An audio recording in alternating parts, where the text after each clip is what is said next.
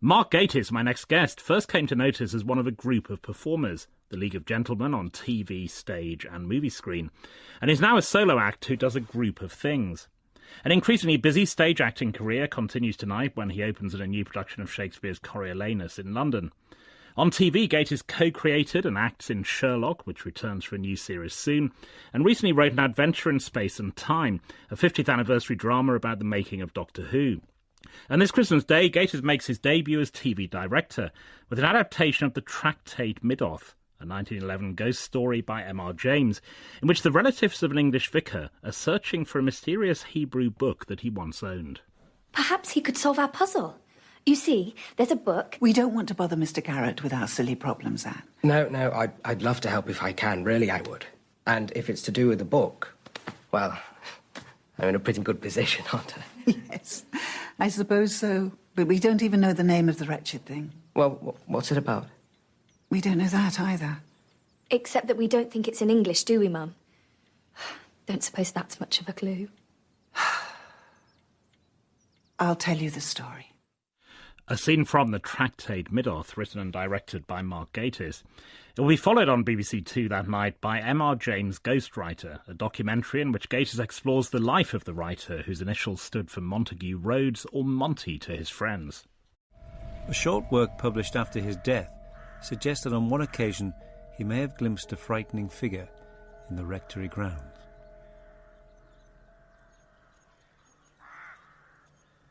A face was looking my way. Malevolent, I thought, and think it was. And from just above the eyes, the white border of a linen drapery hung down from the brows. I fled.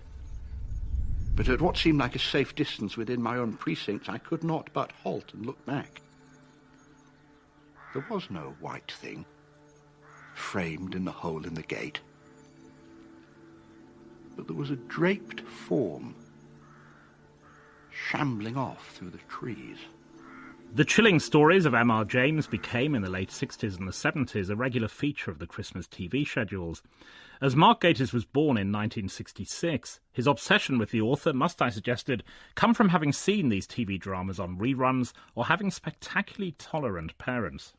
I had spectacularly tolerant parents. I think the first one I can very vividly remember is Peter Vaughan.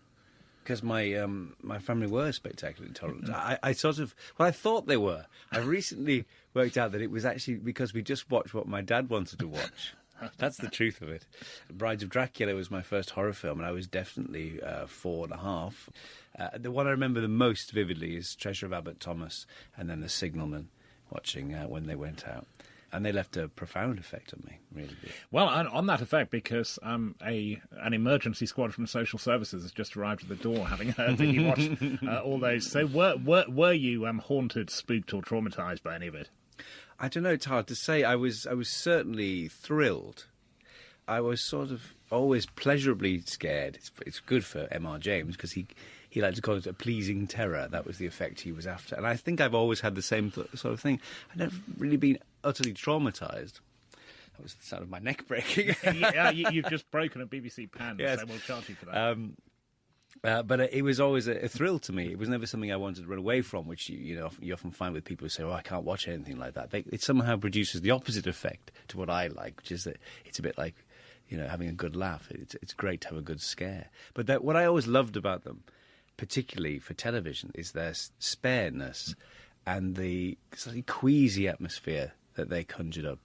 The Tractate Middoth, despite having the kind of title that terrifies television continuity announcers and producers. That's in conjunction with my surname. Yes, it's a double whammy. Well, it took me 20 minutes to find it on the preview site because I only had one M in Middoth and I couldn't find it. But despite all that, it's this is the third TV version, written in 1911. So you've moved it forward. Yes.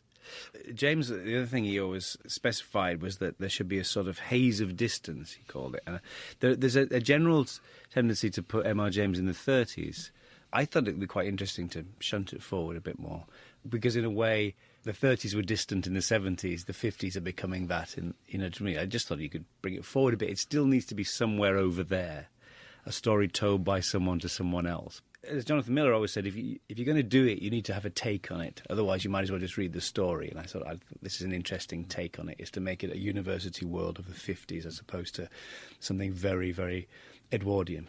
You've done an increasing amount of TV writing recently, Sherlock, An Adventure in Space and Time, the Doctor Who drama. The twist here is that you've become a hyphenate, as they say in Hollywood. You're a writer-director on this. Did you know when writing it that you would be directing it? Yes, I'm afraid blackmail is an ugly word, but it came about like this. When I was doing my documentary for BBC4 about European horror movies, they asked me if I'd do M.R. James, and I said I'd be delighted, but I was too busy. And in true old-fashioned style, they kept coming back, and eventually I called their bluff. Because they think you just want more money when you say BBC. Well, on BBC4, are you insane? I want less money. Eventually I called their bluff and said I'll do it on condition I can write and direct a new adaptation, because there's no point in doing a documentary without an accompanying ghost story. And the tradition of A Christmas Ghost Story is one we all know should be there, but it keeps lapsing. And they said yes. So then I went, oh my God, I better do it then. But it was a joy, and I'd love to do one every year. Most actors, when they direct for the first time, they are drawing on the do's and don'ts they've learned from all those people who directed them. So what are the key do's and don'ts for directing actors? I did find I never sat down. And you get about 1,000 questions a minute. Half of the art of directing is saying, "I'll get back to you on that." That's the truth of it. But it was lovely, and I really just try and get it straight from my head to the screen. And as people say these days, you own Christmas Day on BBC Two, because the Tractate Middoth is with two D's. Is followed by M.R. James' Ghostwriter. And there's a repeated Adventure of Space and Time at 4:30. It's true, so you got the whole thing. Yes. M.R. James Ghostwriter. I'm always fascinated with writers, how they take advantage of what they're given. So two things that Montague Rhodes James was given were Anglicanism and arachnophobia. And if he had been an agnostic who loved spiders, then the stories would have been quite different. And I found that quite fascinating in the documentary, the way he used what he'd inherited. Yes, it's a fusion, like it is with everyone, I think. I mean, to me, what was particularly brilliant about him is this sort of what Alan Bennett calls a devout Anglicanism, if such a thing is imaginable, plus phobias, plus I think an awful lot of unworked out trauma. I have a pet theory, which I don't really go into in the documentary, about his last story was called A Vignette, and it's clearly autobiographical. It's sort of set in the parsonage where he grew up, and he sees this thing through a hole in the fence, and in the story it's actually described as pink and fleshy. The preponderance of torn linen and fingernails, and it's very odd. Those are the things that he keeps coming back. They're obviously his ghouls, but you are suggesting I don't know. I think possibly. Or I well, think pink and fleshy is or maybe really he interesting, saw something. Yes, I think he might have seen something. Voyeurism, accidental voyeurism, yeah. Which is kind of also. Yeah. I mean, you will never know, but it seems to me very suggestive, and somehow all those things suddenly fused in his head, and that's what he kind of wrote out for the rest of his life. More and more stage work in recent years, having gone into one of the replacement casts of art out of League of Gentlemen, and now Coriolanus. Now, pronunciation, famously at the National Theatre, Ian McKellen, directed by Peter Hall, they said Coriolanus, didn't they? So in Josie Rourke's production, how are you going to say it? Coriolanus. God, how boring.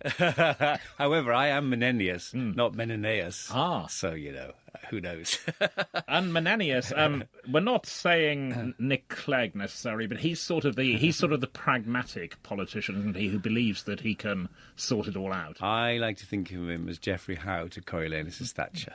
His masculinity is split between his old father, Menenius, and Cominius, the other general, who's his great friend, who is sort of what everyone wants him to be, a brilliant soldier who can then become a peacetime politician, like Eisenhower or something, and he can't do it. He's just a loner, a star warrior, and I think, which is what's fascinating about the play, a sort of proto-fascist. Mm-hmm. But I think it's really quite something. It's not very often done. I think it's because it's difficult. As Josie Rourke is fond of saying, it's been both staged and closed down by fascist regimes, which I think is really interesting. And you have a member of the cast of Borgen in it, which is interesting because it is, as you say, it's not done very often. When it is done properly and well, it's properly about politics. I mean, we see all those parallels in whatever time we're living in. Yes, no, I think we do. I mean, you always have that thing when you're in a play, you suddenly think that the whole world is about your play. But I think it's a really timely piece. I think all sorts of stuff is happening, even rehearsal with Ukraine. We had one day where we were literally rehearsing the scene where they depose him from his consulship of Rome, and Ukraine was doing that to the president. Well, and the mayor of Toronto. And was the mayor, doing it about the same time, yes. Tom Hiddleston's not very like him, I have to say. Mark Gatiss, his adaptation of the Tractate Middoth is on BBC Two at 9:30pm on Christmas Day, followed at 10:05pm by his documentary M.R. James Ghostwriter. Coriolanus is at the Donmar Warehouse Theatre in London and will be reviewed tomorrow here on Front Row. This and previous editions can be downloaded through the BBC Radio 4 website.